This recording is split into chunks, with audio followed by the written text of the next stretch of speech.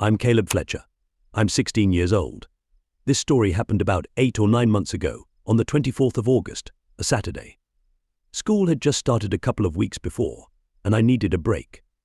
So, I asked my friends, Griffin and Brawley, if they wanted to play Fortnite. My mum and sister were out shopping, my dad was working, and I was bored. It was around 8 p.m. when we finally started playing because I had made some pizza rolls and ended up burning them. After a few rounds, my friends got tired of losing and logged off after just an hour. I planned to lie down with my phone and go to sleep. Then my dogs started barking outside. They usually bark when people walk by, but I decided to check anyway. I didn't see anyone. Moments later, I heard our garage door open and shut. This usually means my dad is home, but I didn't see his van outside, and he had texted earlier saying he'd be working late. I went downstairs to the dining room to get a better view. Our driveway was empty, no people, no vehicles. Instead of investigating further, I ran back to my room and texted my family. I told my mum about the garage door, and she told me to turn off the lights, lock my bedroom, and stay there until she got home. So I did.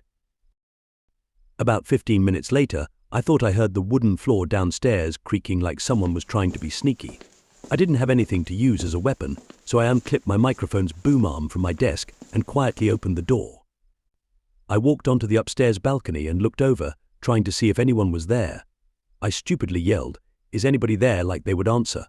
I thought everything was fine until I saw a large silhouette of someone standing under the balcony. I panicked and ran to the nearest room with a door, which was my small bathroom. The intruder must have known I saw them because I heard fast footsteps running up the stairs as I locked myself in the bathroom. I had left my phone in the bedroom, which was right next to me. Gathering my courage, I bolted into my bedroom and locked the door. My sister's room was across from mine, and its door was open, so I figured the intruder was in there. After locking my door, I grabbed my phone and typed 911. Just before I called, I noticed the storage room in my wall was open a bit. I saw a dark brown eye peeking through the gap, staring at me. The terror I felt in that moment is something I'll never forget. I ran down the stairs and out the front door, up the hill to my neighbor's house. He was a police officer. He called the cops while I stayed with his wife, and he went to check my house. I told him where the intruder was hiding in my bedroom. Minutes later, I ran back down the hill to see if they had caught the intruder. I saw a tall, skinny man with a grey beard and a dirty black coat being handcuffed by my neighbor. I'm not allowed to be home alone anymore, and we have better security now. My family was just happy I wasn't hurt, and they were grateful for my neighbor's bravery. I don't wish an experience like this on anyone, not even my worst enemy. A few months ago, I was driving for DoorDash. It's just a side gig, about 10 to 15 hours a week. This particular night, I only planned to do a couple of orders since it was already late. Around 1 a.m., I picked up a small order to be delivered to a business building across town. The address indicated it was a typical office building, usually catering to overnight workers. When I arrived, the parking lot was empty. No cars, no signs of life, and it didn't seem like there was a lot behind the building either. I parked near the front and got out with the food.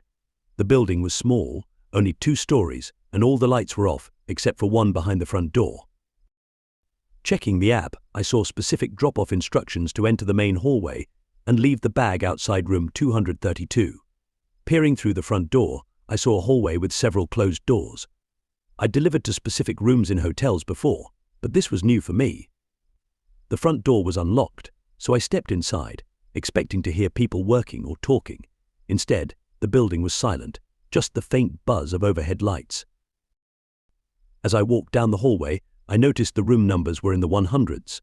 Room 232 had to be on the 2nd floor. The doorway to the staircase was in the middle of the hallway, propped open with a door stopper, but the lights were off. I stood at the bottom of the stairs, looking up into complete darkness. The eerie silence made my skin crawl. I usually followed instructions to get good reviews, but this felt too risky. Stepping back into the hallway, the door across from me suddenly opened. A man emerged, dressed in street clothes, not like an office worker. He stood in front of me and pointed toward the stairwell. 232 is up there, he said. I nodded but didn't move, and neither did he. He just stared at me, a suppressed anger in his eyes.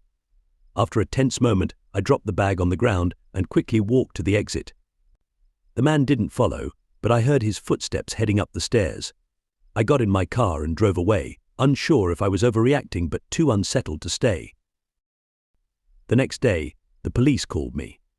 The office reported a break-in, and they traced my car and license plate from the CCTV footage.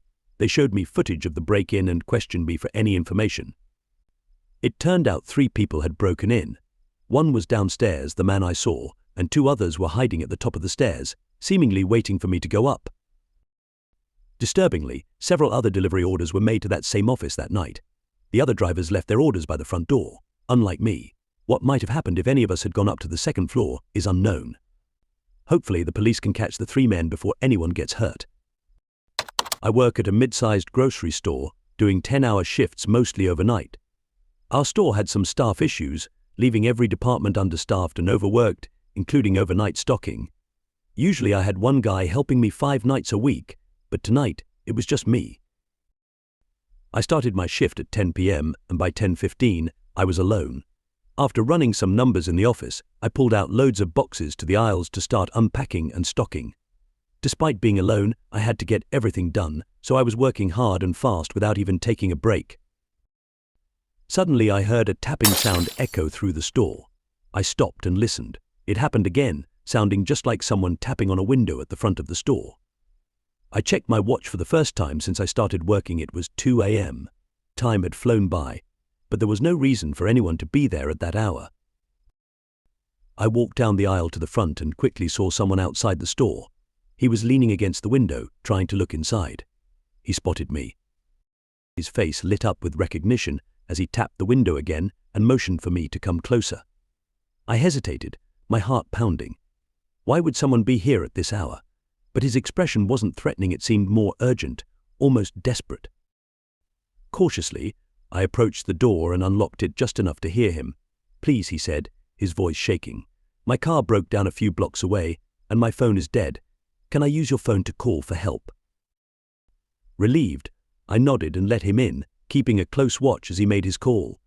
He thanked me profusely afterward, and I walked him to the door, locking it securely behind him. The rest of my shift passed uneventfully, but the strange encounter stayed with me. Alone in the quiet aisles, I couldn't help but feel a sense of unease, as if the night's events were a reminder of how vulnerable we are when least expecting it. I leave it. Bye.